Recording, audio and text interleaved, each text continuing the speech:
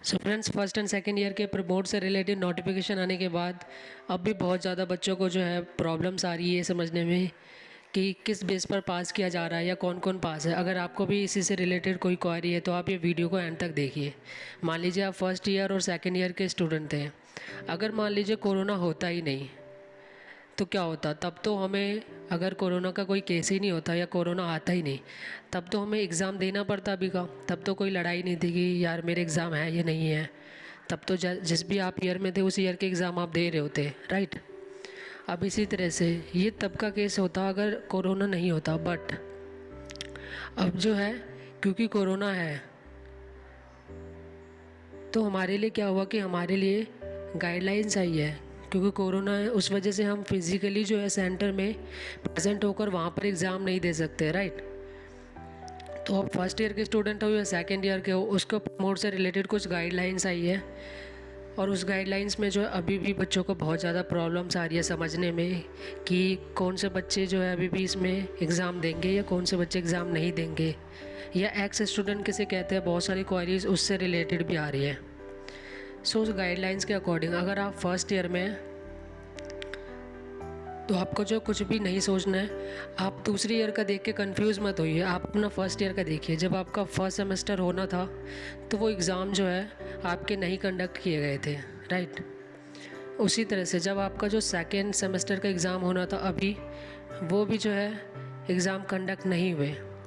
तो अब बात आती थी कि आपको जो है फ़र्स्ट ईयर स्टूडेंट्स को ओनली किस बेस पर पास किया जाए।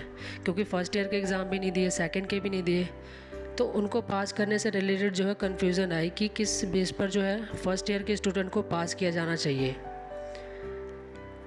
सो जो गाइडलाइंस आई है उसके अकॉर्डिंग जो है आपको एक असाइनमेंट जो है आपके डैशबोर्ड पर अपलोड कर दिया जाएगा।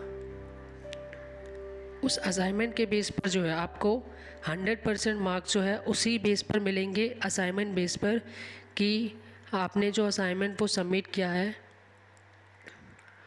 उसमें आपके कितने मार्क्स आते हैं। उसी बेस पर जो है जो आपने असाइनमेंट सॉल्व किया होगा, आपको फर्स्ट ईयर के जो जितने भी बच्चे हैं उन्हें असाइनमेंट बेस पर जो है मार्क्स दिए जाएंगे।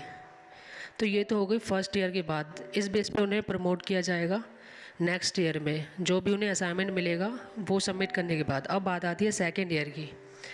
तो देखिए सेम इसमें भी था। अगर कोरोना नहीं होता तो एग्ज़ाम दे रहे होते, बट उसकी वजह से जो है कुछ गाइडलाइंस आई है, तो आपने फ़र्स्ट ईयर के एग्ज़ाम जो थे वो तो दे दिए थे, उसमें तो कोई प्रॉब्लम नहीं है किसी को भी। अब बात आती है जब हम सेकेंड ईयर के एग्ज़ाम हमारे होने थे अभी, वो हम नहीं दे पाए हैं, राइट।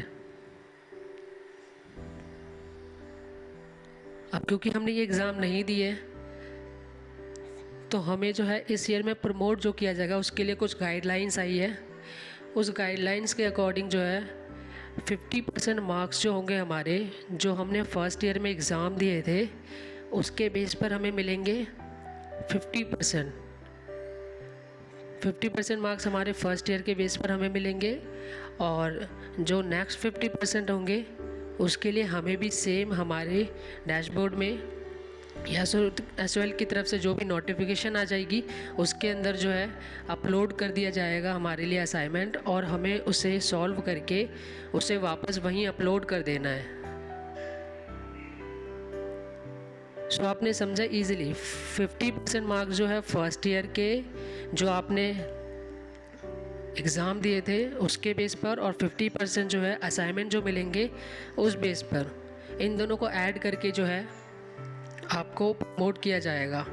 एक एग्ज़ाम्पल से समझ लीजिए, अगर अभी भी कोई कन्फ्यूज़न रहती है किसी बच्चे को, मान लीजिए कि आपने फ़र्स्ट ईयर का एग्ज़ाम दिया था और उस एग्ज़ाम में जो है आपके मार्क्स जो है 80% आए थे, और जो अभी हमें असाइनमेंट दिया जा रहा है उस असाइनमेंट में जो आपने क्वेश्चन सॉल्व किए उसे अपलोड किया, उस असाइनमेंट के बेस पर मान लेते हैं कि आपको जो है वहाँ पर 70% मार्क्स मिले हैं असाइनमेंट के बेस पर।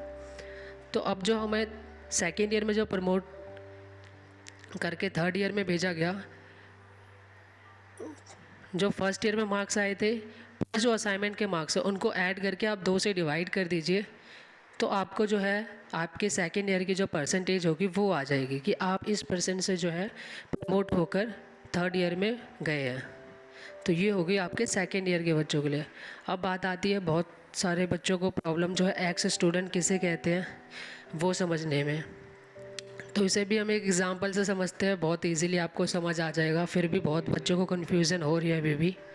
देखिए, मान लीजिए आप फर्स्ट ईयर के आप जो है एग्ज़ाम दिया आपने, और आपने जो है फर्स्ट ईयर अपना क्लियर किया। अब आपने जो है सेकेंड ईयर के एग्ज़ाम दिए, किसी भी कोर्स से हो आप, आपने फिर सेकेंड ईयर जो है अपना वो क्लियर किया। फिर आप थर्ड ईयर में गए, थर्ड ईयर के आपने जो एग्ज़ाम दिए और आपने थर्ड ईयर भी अपना क्लियर किया। तो अब जो है आप तीनों ईयर जो है वहाँ से कंप्लीट कर चुके हैं, तो अब आपका उनसे कुछ रिलेशन नहीं है। बट आप वहाँ के लिए क्या है, आप जो है एक वहाँ के एक्स स्टूडेंट हो गए हैं, क्योंकि आपने वहाँ पर पहले जो है 3 साल वहाँ पर पढ़ाई की, राइट। आप वहाँ के एक्स स्टूडेंट हैं। अब दूसरी बात आती है, इसी को एक एग्ज़ाम्पल से समझते हैं जिससे कि आपको बेटरली समझ आए। मान लीजिए कि आपकी एक जीएफ थी, मीन्स गुड फ्रेंड, दूसरा वाला नहीं। तो आपकी एक जीएफ थी, आपने उसके साथ जो है फर्स्ट ईयर का रिलेशन था वो कंप्लीट किया बिल्कुल अच्छे से। उसके बाद आप जो उसके साथ सेकेंड ईयर रिलेशन में आए और वो भी आपने जो है अच्छे से कंप्लीट कर लिया। उसके बाद थर्ड ईयर, उसमें भी आप जो है अच्छे से कंप्लीट कर दिया अपना रिलेशन को। But at the end of third year जो आपको कुछ ऐसा हुआ कि आपको लगा या तो उसने चीट किया या फिर किसी और वजह से छोड़ दिया, वो हमारा टॉपिक नहीं है, बस हमें समझना है कि एक्स किसे कहते हैं। तो आपने जो है उसे फिर छोड़ दिया या फिर उसने आपको छोड़ दिया, तो अब जो है आप उसके लिए, वो आपके लिए एक्स है, राइट। इसी तरह से जब आपने कॉलेज को छोड़ा था या कॉलेज ने आपको छोड़ा कह लीजिए, तो आप जो है उसके लिए एक्स स्टूडेंट है। अब बात कर लेते हैं कि एक्स स्टूडेंट की अगर किसी ईयर में बैक थी तब क्या होगा। किसी ईयर में अगर मान लीजिए आपने फर्स्ट ईयर का एग्ज़ाम दिया और फर्स्ट ईयर में आपकी किसी सब्जेक्ट में बैक रह गई, या सेकेंड ईयर का एग्ज़ाम दिया उसमें किसी में बैक रह गई, या थर्ड ईयर का एग्ज़ाम दिया उसमें रह गई, तो अब जो है आपको जो एग्ज़ामिनेशन की नोटिफिकेशन आई जिसमें आपका डेट शीट है, अगर आप एक्स स्टूडेंट है और आपके किसी में बैक है किसी ईयर में, तब आपको जो है उस एग्ज़ाम के लिए अपीयर होना होगा ओबी के केस में। और इसके लिए आपको कुछ नहीं कर सकते, एग्ज़ाम से रिलेटेड आपको सेकंड चांस मिल जाएगा, बट इस केस में आपको कोई चांस नहीं है। तो होप आपको जो है ये समझ आ गया होगा बहुत इजीली एग्ज़ाम्पल से। आप कमेंट कर सकते हैं कोई प्रॉब्लम हो आपको।